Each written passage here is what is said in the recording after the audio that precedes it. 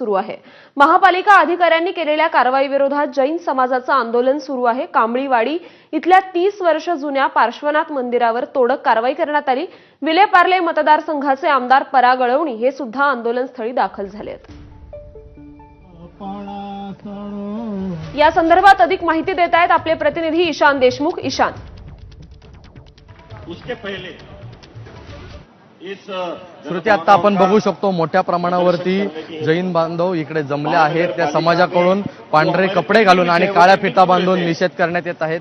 सध्या विलेपार्ले मतदारसंघाचे आमदार पराग अळवणी हे सध्या भाषण देत आहेत आणि ते देखील या आंदोलनामध्ये उतरले। ते देखील काळ्या फिता लावून या सर्व गोष्टीचा निषेध करतोय। आपण बघू शकतो कशा प्रकारे बीएमसी अधिकाऱ्यांनी जैन मंदिरावरती एक तोडक कारवाई केली आणि ते अनधिकृत म्हणून ते तोडण्यात आलं। त्याचाच आज निषेध म्हणून जैन समाजाकडून ह्याचा संपूर्णपणे निषेध करण्यात येत आहे। सध्या आपल्याबरोबर समाजामधले लोक आहेत, आपण त्यांच्याबरोबर बातचीत करूया। काय सांगाल, ज्या प्रकारे कारवाई करण्यात आली त्याचाच तुम्ही निषेध करताय?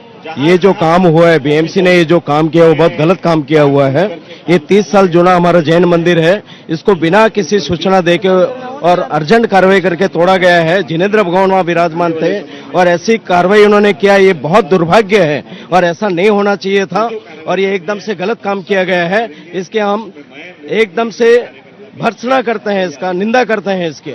आपण बघू शकतो श्रुती, कशा प्रकारे इकडे फलक दाखवून निषेध करण्यात येत आहे। मंदिर सिर्फ पत्थर नहीं है, ये हमारा पहचान और संस्कृति है। ये हमारी संस्कृति पे अटैक हुआ है, जो हम जैन कभी भी बर्दाश्त नहीं करेंगे, ना करने देंगे। हमें हमारे परमात्मा का मंदिर चाहिए चाहिए चाहिए। हमें अति जल्दी मंदिर की आवश्यकता।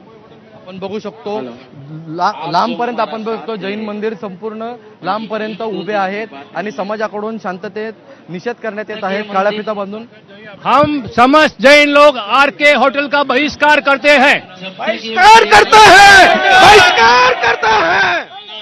आपण बघू शकतो मोठ्या प्रमाणावरती जैन समाज इकडे जमलेला आहे आणि या संपूर्ण घटनेचा हे शांततेपणे निषेध करत आहेत। सध्या पराग अळवणी हे बोलत आहेत आणि काही वेळातच वर्षा गायकवाड असतील, मंगल प्रभात लोढा असतील, हे देखील इकडे येऊन या सर्व समाजाला संबोधित करतात। ईशान, या आंदोलनावर आपलं लक्ष असेलच, अपडेट जाणून घेतच राहू। तुर्तास धन्यवाद आपण दिलेल्या या सविस्तर माहितीसाठी। आणि पुढची बातमी